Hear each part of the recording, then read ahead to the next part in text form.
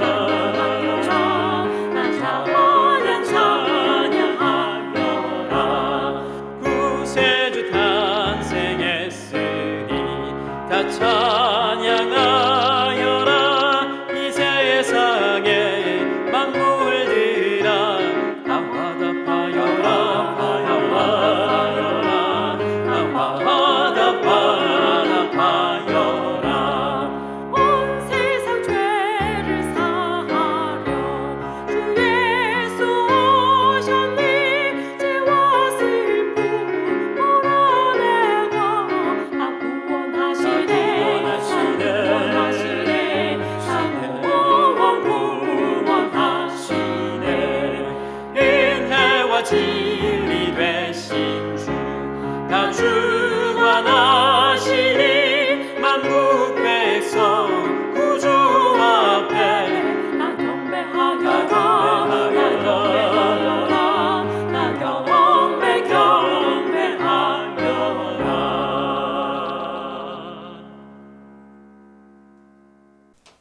기도하겠습니다. 은혜와 사랑이 충만하신 하나님, 오늘 이 밤에도 저희들 하나님을 예배하는 귀한 자리에 불러주시고 또 마음을 다하여 하나님께 예배하시도록 해주신 것 감사합니다. 우리에게 하나님 말씀이 있고 이 말씀대로 살아갈 수 있으니 또한 얼마나 감사한지요.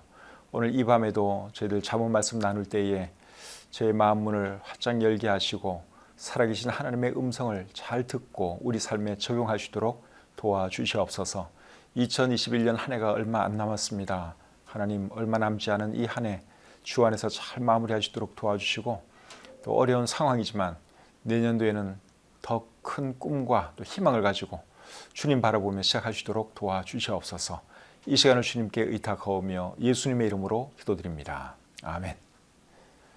찬송 한 곡 더 부르겠습니다.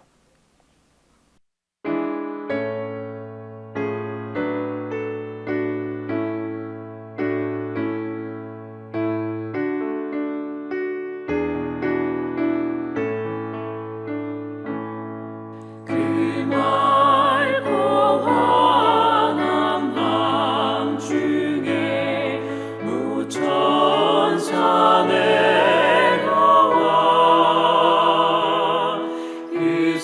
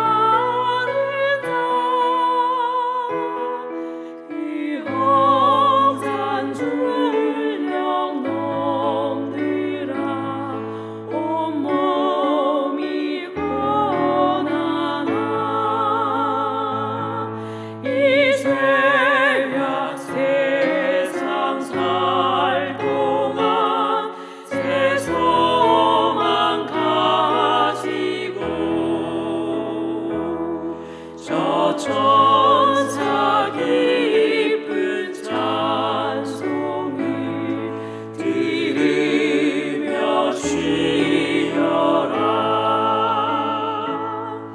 예 선지 예언 응하여 베들레헴 성에 주 예수 탄생하시니 온 세상 구주라. 저 천사 깊은 노래를 또다시 부르니 온 세상 사는 사람들 다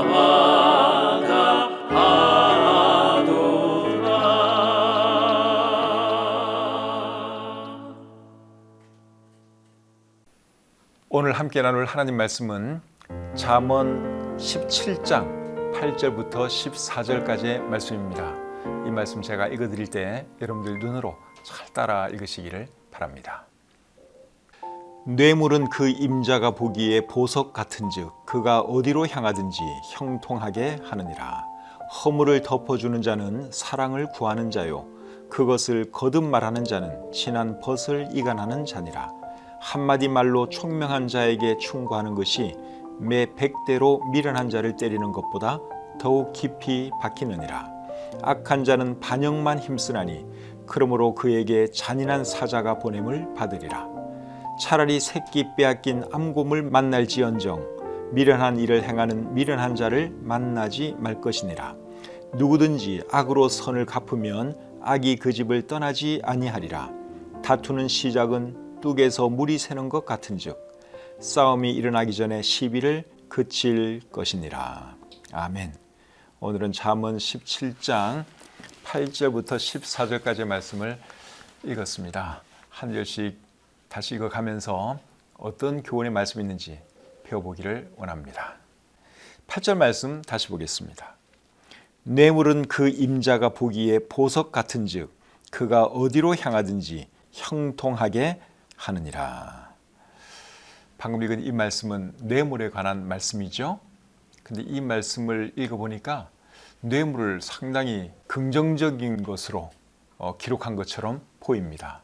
제가 다시 한번 읽어드려 보겠습니다. 뇌물은 그 임자가 보기에 보석 같은즉 그가 어디로 향하든지 형통하게 하느니라. 뇌물은 사실 나쁜 거잖아요. 근데 여기에 왜 이렇게 긍정적인 것으로 써놨느냐?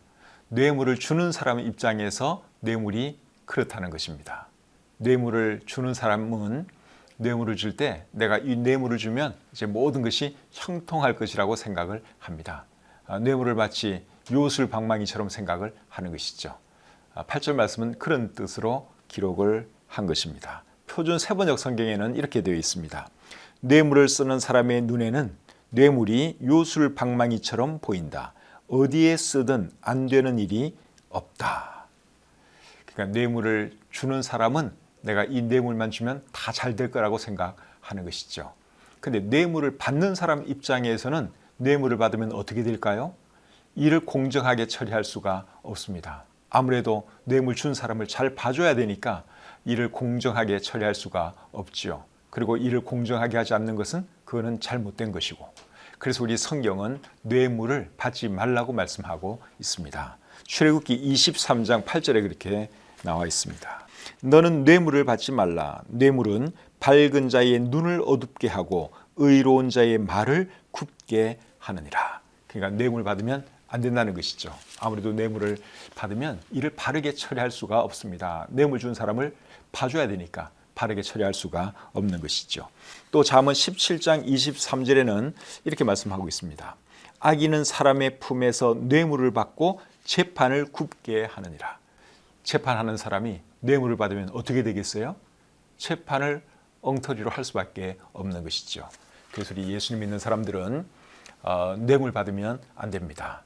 그리고 뇌물을 줄 생각도 하면 안 되죠. 내가 누군가에게 뇌물을 주게 되면 그 뇌물 받은 사람으로 하여금 일을 공정하게 하지 말라는 뜻이고 죄를 지으라는 그런 뜻이기 때문에 내가 뇌물을 준다고 하는 것은 그건 잘못된 것입니다. 그래서 예수 믿는 사람들은 뇌물 받아도 안 되고 줘도 안 된다 하는 것이죠.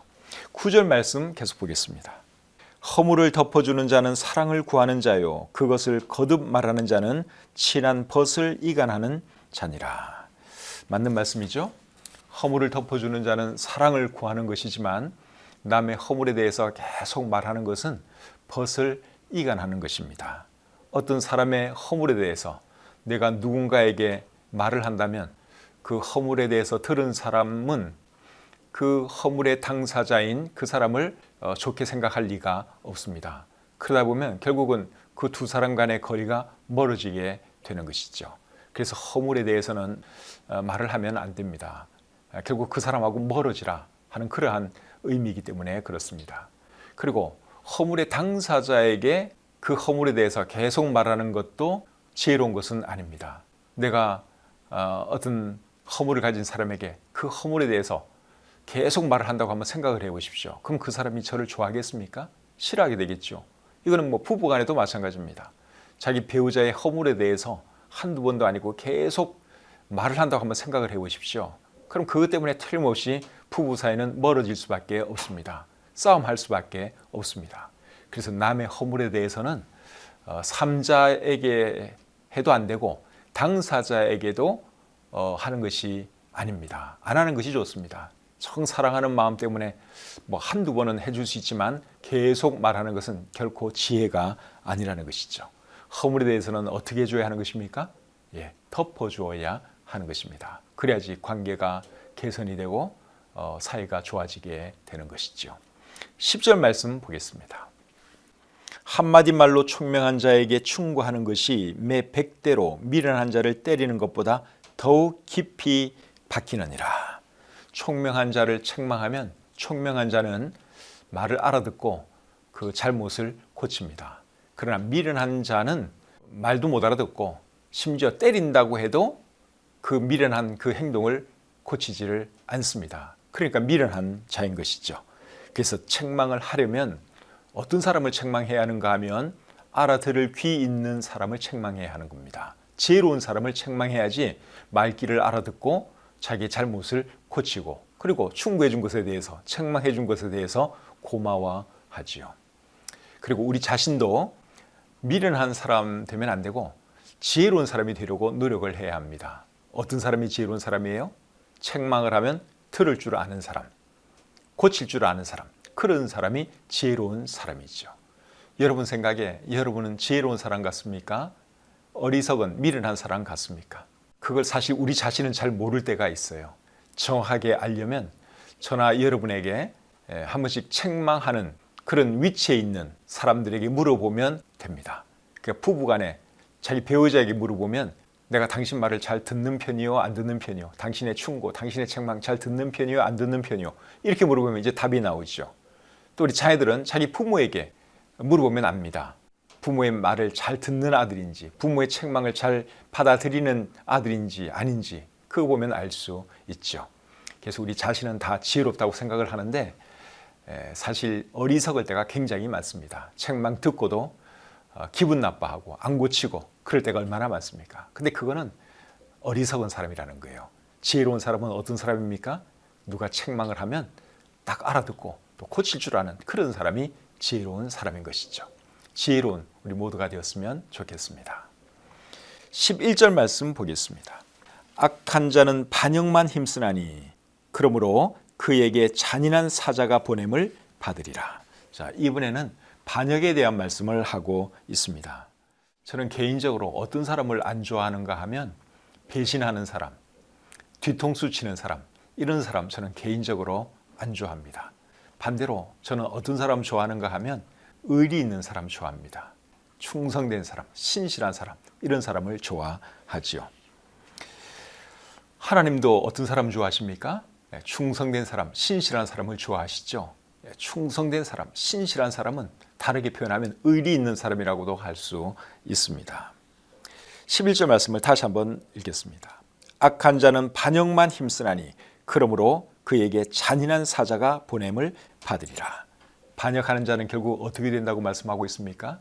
그에게 악한 사자가 보냄을 받는다. 그렇게 말씀을 하고 있죠. 여기 사자는 메신저를 말하는 것입니다. 표준 세번역 성경은 11절을 이렇게 번역했습니다. 반역만을 꾀하는 악한 사람은 마침내 잔인한 사신의 방문을 받는다. 그렇게 번역을 했고, 공동번역은 또 이렇게 번역하고 있습니다. 악한 사람은 반역만 일삼다가 사약을 받는다. 여러분, 사극을 보면 반역자는 결국 어떻게 됩니까? 왕에게 반역한 사람은 결국은 사약받고 죽잖아요. 이 왕이 보낸 그 사형 집행관이 사약을 받으시오. 그러면 이제 사약 먹고 죽을 수밖에 없습니다. 그래서 우리가 참 신실한 사람, 충성된 사람, 그런 사람이 돼야 되는데 우리의 왕은 누굽니까? 우리의 왕은 하나님이시죠. 그래서 우리가 절대로 하나님 배신하거나 배반하는 그런 사람이 되면 안 되고 시종일관 신실한 사람이 되어야 하는 것이죠. 12절 말씀 계속 보겠습니다. 차라리 새끼 빼앗긴 암곰을 만날지언정 미련한 일을 행하는 미련한 자를 만나지 말 것이니라. 여러분, 곰이 새끼를 빼앗겼다고 한번 생각을 해보십시오. 얼마나 그 곰이 무섭겠습니까? 새끼를 찾으려고 굉장히 사나워지겠죠? 근데 방금 읽은 이 말씀이 뭐라 그랬는가 하면 새끼 빼앗긴 암곰을 만날지언정 미련한 일을 행하는 미련한 사람을 만나지 말라고 말씀하고 있습니다. 여러분, 미련한 사람 잘못 만나면 골치 아프거든요. 큰 해를 당할 수도 있습니다. 저는 목회하면서 사람들 때문에 어려움 당한 적이 몇 번 있습니다. 아마 여러분도 직장생활 하면서 또 사회생활 하면서 사람들 때문에 어려움 당한 그런 적이 있을 것입니다. 그래서 여러분, 이 미련한 사람, 이제 속칭 그 또라이 같은 사람 만나면 얼마나 골치 아픕니까? 그렇죠? 참 일이 꼬이기 시작하고 그 사람 때문에 많은 스트레스 받고 또 큰 낭패를 볼 수도 있습니다. 그래서 여러분, 사람을 정말 잘 만나야 될 것 같아요. 요즘은 연애할 때도 사람 잘 봐가면서 연애해야 할 것 같습니다. 신문에 보니까 참 연애하다가 헤어지자 그러면 이렇게 죽이는 그런 사람도 있더라고요. 정말 무서운 세상이 되었습니다. 그래서 여자분들이 요새는 연애도 마음 놓고 못하는 그런 세상이 된 것 같아요. 실컷 연애하다가 사정이 생겨서 뭐가 안 맞아서 헤어질 수도 있는 건데 헤어지자 그러면 때리고 폭행하고 심지어 죽이기까지 하니 무서워서 어떻게 사람을 만나겠습니까? 그래서 이제 이런 말씀이 있는 것이죠. 차라리 새끼 빼앗긴 암곰을 만날지언정 미련한 일을 행하는 미련한 자를 만나지 말 것이니라. 그래서 여러분, 우리가 정말 사람을 잘 봐가면서 만나야 할 것 같습니다. 직장에서도 그렇고 사회생활 할 때도 그렇고 우리가 참 미련한 사람 만나지 않게 해달라고 늘 기도해야 하고 조심해야 되고 그래야 하는 것이죠. 사람들 만남에 있어서 참 만남의 복이 저와 여러분들에게 있기를 우리 주님의 이름으로 축복합니다. 13절 보겠습니다. 누구든지 악으로 선을 갚으면 악이 그 집을 떠나지 아니하리라. 사람이 악으로 선을 갚으면 안 되겠죠? 그렇게 되면 정말 안 됩니다. 근데 악으로 선을 갚을 사람이 어디에 있겠느냐? 그렇게 생각할 수 있겠지만 그런 사람이 있으니까 13절 말씀이 있는 거예요. 누구든지 악으로 선을 갚으면 악이 그 집을 떠나지 아니하리라. 성경에 나오는 인물 중에 그런 사람이 누가 있을까? 악으로 선을 갚은 사람이 누가 있을까? 제가 생각을 해봤더니 생각이 잘 안 나더라고요. 왜냐하면 성경 인물을 예로 들면 여러분들이 쉽게 이해를 할 것 같아서 제가 성경에 그런 사람이 없을까 한참 생각을 했는데도 생각이 잘 안 났는데 한 사람이 생각나더라고요. 그 사람이 누군가 하면 다윗 왕입니다. 다윗 왕이 여러분 사실은 악으로 선을 갚은 그런 일을 한 적이 있습니다. 다윗이 밧세바를 범한 거 여러분 다 알고 계시죠? 그리고 그 죄를 은폐하기 위해서 밧세바의 남편 우리아를 죽게 만들지요. 그런데 여러분 이 밧세바의 남편 우리아는 어떤 사람이었는가 하면 다윗의 충성된 신하였습니다. 전쟁터에서 싸움을 하는 군인인데 정말 충성된 군인이었습니다. 나라와 왕을 위해서 목숨 아끼지 않고 참 싸우는 그런 군인이 우리아였습니다. 그런데 그런 사람을 이 다윗이 결국은 죽게 만들죠. 이제 그 밧세바와의 그 음행을 숨기기 위해서 우리아를 휴가 오게 만들고 그리고 집에서 아내와 잠을 자게 만듭니다. 그런데 그때 우리아가 여러분 뭐라고 왕에게 말을 합니까? 그 말씀이 사무엘하 11장 11절에 있는데 제가 한번 읽어드리겠습니다. 우리아가 다윗에게 아뢰되 언약궤와 이스라엘과 유다가 야영 중에 있고 내 주 요압과 내 왕의 부하들이 바깥 들에 진치고 있거늘 내가 어찌 내 집으로 가서 먹고 마시고 내 처와 같이 자리이까? 내가 이 일을 행하지 아니하기로 왕의 살아계심과 왕의 혼의 살아계심을 두고 맹세하나이다 하니라. 이렇게 말하는 것을 보면 우리아가 여러분 얼마나 충성된 신하입니까? 그런데 결국 다윗이 이 사람을 죽게 만들어요. 정말 다윗이 악한 일을 한 것이죠. 그것도 어떻게 죽이는가 하면 이 우리아 편에 편지를 써서 보냅니다. 가장 치열한 전투가 벌어지는 곳에 우리아를 배치해서 그리고 다른 군인들은 빠져나오고 우리아만 죽게 만들어라. 다윗이 그런 지시를 내립니다. 그러니까 여러분 얼마나 다윗이 악한 일을 한 것입니까? 그 말씀이 사무엘하 11장 14절 15절에 있는데 이것도 한번 제가 읽어드려 보겠습니다. 아침이 되매 다윗이 편지를 써서 우리아의 손에 들려 요압에게 보내니 그 편지에 써서 이르기를 너희가 우리아를 맹렬한 싸움에 앞세워 두고 너희는 뒤로 물러가서 그로 맞아 죽게 하라 하였더라. 참 다윗이 나쁜 사람이죠. 충성된 신하를 이렇게 죽게 만들었습니다. 우리아는 다윗을 위해서 목숨 바쳐가며 싸워줬는데 다윗은 그를 죽게 만들었습니다. 악으로 선을 갚은 것이죠. 그런데 이 일 때문에 결국 여러분 다윗의 삶이 어떻게 됩니까? 그의 집안에 칼이 떠나지 않게 됩니다. 하나님이 그런 벌을 내리셨죠. 결국 오늘 이 본문에 나와 있는 13절 말씀이 다윗에게 이루어진 것입니다. 누구든지 악으로 선을 갚으면 악이 그 집을 떠나지 아니하리라. 그래서 여러분 오늘날에도 악으로 선을 갚으면 악이 그 집을 떠나지 않는다고 하는 것을 우리가 반드시 기억하고 살아야 합니다. 그래서 우리는 항상 선을 선으로 갚아야지 선을 악으로 갚는 그런 일을 해서는 안 되는 것이죠. 그런데 우리가 한 번씩 그럴 때가 있는 것 같아요. 우리의 왕 되신 하나님께 우리가 악으로 선을 갚을 때가 가끔 있습니다. 하나님은 우리에게 말할 수 없는 은혜와 사랑을 베풀어 주셨는데 우리가 그 하나님의 선을 악으로 갚을 때가 있어요. 언제 그렇게 합니까? 죄 지을 때, 하나님을 슬프게 할 때, 그런 때가 이제 그런 경우에 해당되는 것이죠. 근데 우리 하나님은 절대로 우리에게 만홀히 여김을 받는 분이 아니라고 하는 것을 잊으시면 안 됩니다. 갈라디아서 6장 7절에 이런 말씀이 있죠. 스스로 속이지 말라. 하나님은 업신여김을 받지 아니하시나니 사람이 무엇으로 심든지 그대로 거두리라.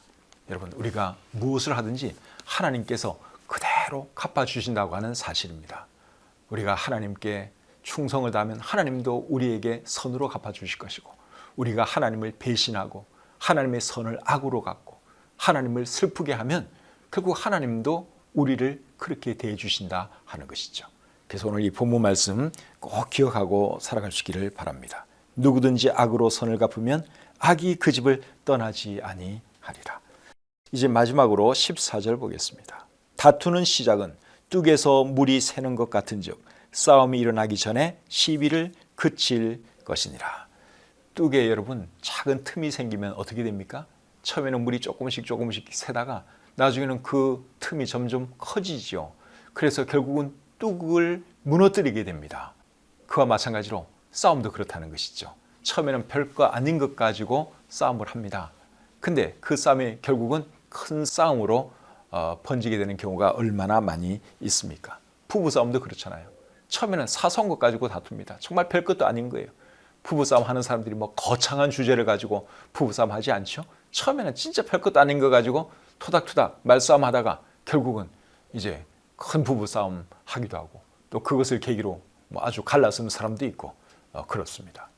그래서 처음에는 뚝에서 작은 틈 때문에 물이 새서 그 뚝이 무너지는 것처럼 우리 인간관계도 그렇다는 거예요. 별것 아닌 그런 것 가지고 티격태격 하다 보면 그 싸움이 점점 커지게 되고 나중에는 메울 수 없는 그런 큰 간격이 벌어진다 하는 것이죠. 그래서 이런 말씀 우리 마음에 잘 새기고 항상 우리가 사람들 관계할 때 지혜롭게 잘 할 수 있기를 바랍니다.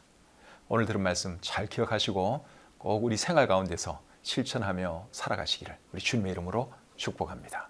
찬송 부르겠습니다.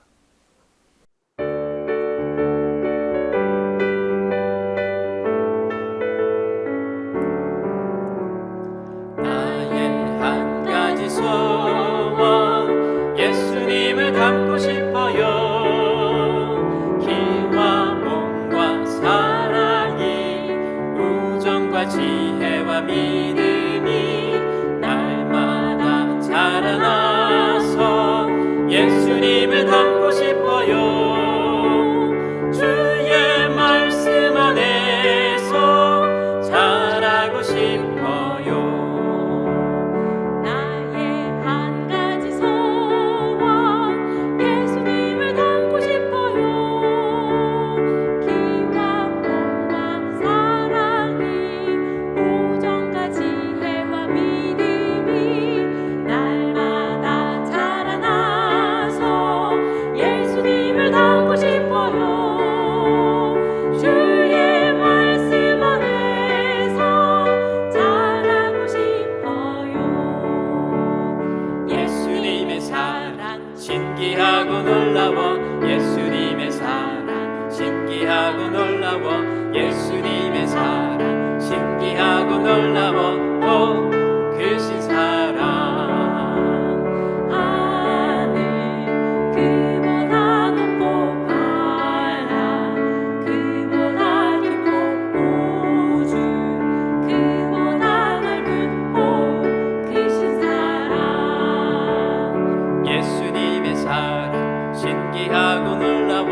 예수님의 사랑 신기하고 놀라워. 예수님의 사랑 신기하고 놀라워. 오 크신 사랑 하늘 그보다 높고 바다 그보다 깊고 우주 그보다 넓은 오 크신 사랑 하늘 그보다 높고 바다 그보다 깊고 우주 그보다 넓은 오 크신 사랑.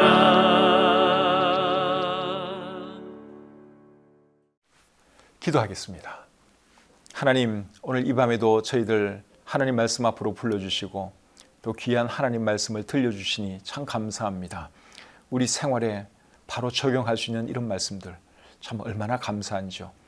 오늘 들은 말씀 우리 마음에 깊이 잘 새기게 도와주시고 우리 삶의 실천함으로 하나님 보시기에 아름답고 또 지혜로운 사람이 되어서 이 세상을 승리하며 살아가게 해 주시옵소서.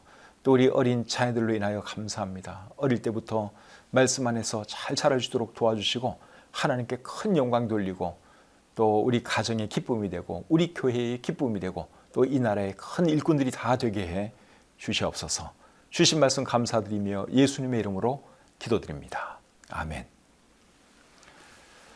이번 주일은 성탄절을 바라보는 주일입니다.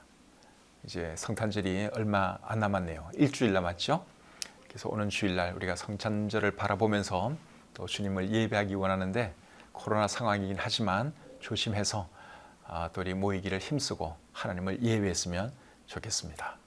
오늘 하루도 여러분 일하시느라고 참 수고 많이 하셨는데 주무실 때 편안하게 잘 주무셨으면 좋겠고, 또 하나님께서 여러분의 모든 피로를 깨끗하게 싹 잘 풀어주셨으면 좋겠습니다. 편안한 밤 되시기 바랍니다.